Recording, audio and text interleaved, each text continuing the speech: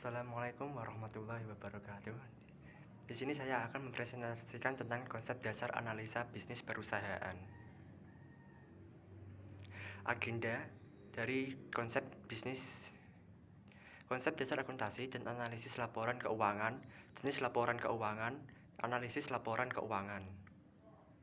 Analisis laporan keuangan atau financial statement analysis adalah analisis yang dilakukan guna menguji ketertarikan angka-angka akuntansi dan tren angka tersebut dalam periode waktu tertentu. Mengapa dilakukan? Yang pertama, menilai kondisi keuangan dan hasil usaha perusahaan masa lalu, masa sekarang, dan prediksi yang akan mendatang. Yang kedua, menilai kekuatan dan kelemahan keuangan perusahaan. Analisa bisnis meliputi evaluasi risiko dan evaluasi prospek untuk mengambil keputusan bisnis. Investor, kreditor, manajer, analisis merger dan akuisisi, direktor, regulator, eksternal, auditor, pekerja atau syarikat pekerja, lawyer. Framework analisis laporan keuangan. Komponen dalam proses analisa bisnis yaitu business environment and strategi analisis. Terdiri dari industri analisis bisnis dan strategi analisis. Lalu kemudian ke prospektif analisis, dan yang industri analisis ke accounting analisis, terus ke financial analysis, analysis of cash flow, profit analysis, risk analysis, cost of capital estimate, instinct value.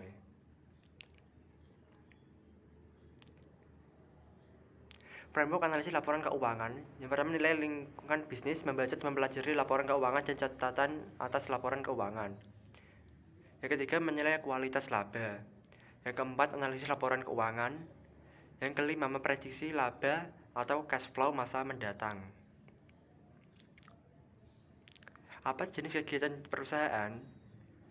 Strategi apa yang digunakan perusahaan untuk menghasilkan laba? Perusahaan tersebut berada dalam bidang apa? Siapa pemain utama usaha tersebut? Siapakah pesaing utama perusahaan? Bagaimana hubungan antara perusahaan, konsumen, dan supplier? Bagaimana pengaruh perubahan ekonomi terhadap penjualan dan laba perusahaan? Analisis industri. Analisis potensi laba berdasarkan kondisi industri. Setiap industri memiliki profitabilitas yang berbeda tergantung dari keunggulan yang dimilikinya. Kompetisi industri dengan industri lainnya akan mempengaruhi profitabilitas industri. Kompetensi dalam industri akan mempengaruhi probabilitas masing-masing perusahaan dalam industri. Struktur pasar dalam suatu industri menentukan apakah perusahaan dalam industri tersebut dapat memperoleh laba yang abnormal. Kondisi perekonomian mempengaruhi profitabilitas industri dan perusahaan. Aktivitas bisnis terdiri dari pricing, strategi, promosi, proyeksi, tantangan, opportunity, kinerja manajemen, distribusi, permintaan dasar, dan kompetensi. Faktor yang menentukan profitabilitas. Yang pertama, rivalry among existing firm. Yang kedua, trade of new entrants. Yang ketiga, trade of substitute products. Yang keempat, bargaining power of buyer.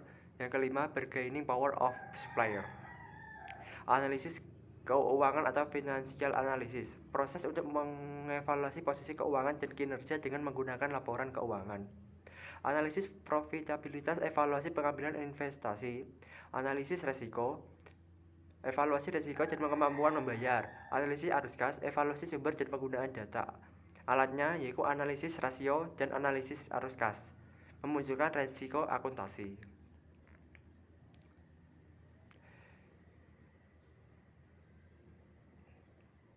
Prospect analysis, process of focus future buyers.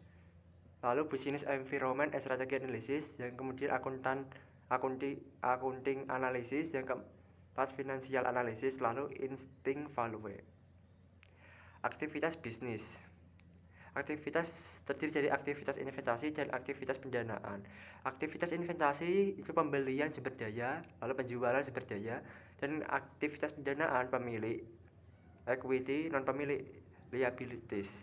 Investasi harus sama dengan pendanaan, harus seimbang. Aktivitas bisnis terdiri dari aktivitas investasi, aktivitas perencanaan, dan aktivitas pendanaan. Aktivitas operasi, pendapatan dan biaya dari penyelenggaraan kegiatan produksi dan pemberian jasa. Laporan keuangan suatu laporan yang berisi informasi keuangan mengenai suatu badan usaha yang akan dipergunakan oleh pihak-pihak yang berkepentingan sebagai bahan pertimbangan dalam pembuatan keputusan. Laporan keuangan merupakan output dari proses akuntansi.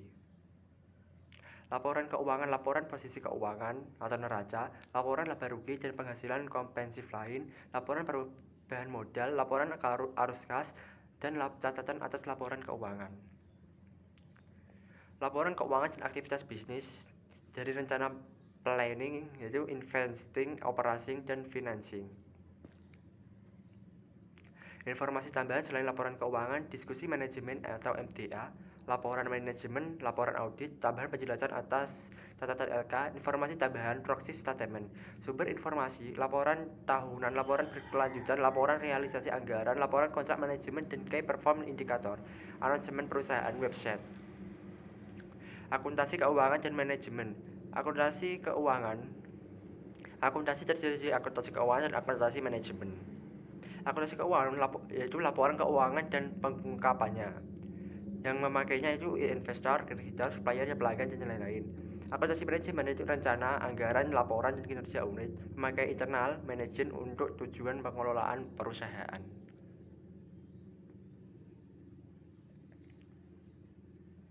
Proses penyediaan informasi. Yang pertama, identifikasi stakeholders. Stakeholders terdiri dari internal dan eksternal. Yang internal pemilik, manajer, pegawai, dan eksternal pelanggan, kreditor, pemerintah. Yang kedua, ketahui kebutuhan informasi stakeholders. Yang ketiga, rancang sistem informasi akuntansi untuk memenuhi kebutuhan stakeholders. Yang keempat, catat data ekonomik dari aktivitas bisnis. Yang kelima, siapkan laporan akuntansi untuk stakeholders. Alur transaksi bisnis. Yang pertama, persetujuan transaksi. Dan yang kedua, transaksi terjadi. Ketiga, dokumen disiapkan. Yang keempat, catat di jurnal. Yang kelima, posting ke buku besar. Yang keenam, siapkan laporan keuangan. Proses akuntansi. Setelah melakukan identifikasi dan pengukuran item yang dicatat, langkah-langkah siklus akuntansi adalah sebagai berikut. Tahap pertama, pencatatan atau penjurnalan. Yang kedua, posting dari jurnal ke buku besar. Tahap ketiga, membuat neraca saldo sebelum penyesuaian. Tahap keempat, membuat jurnal penyesuaian untuk menyesuaikan akun akrual dan akun penangguhan. Yang kelima, membuat neraca saldo yang disesuaikan. Tahap keenam, membuat laporan keuangan. Tahap ketujuh, membuat jurnal penutup akun nominal. Tahap ke-8, membuat neraca saldo setelah penutupan. Tahap ke-9, membuat jurnal pemilik atau opsional. Sistem akuntansi terdiri dari akun-akun yang dicatat di dalam jurnal lalu diposting ke buku besar. Sistem akuntansi mencatat transaksi dan kejadian lain, mengklasifikasikan item, meringkas dampaknya, melaporkan hasilnya ke dalam laporan keuangan. Terima kasih, sekian presentasi dari saya. Wassalamualaikum warahmatullahi wabarakatuh.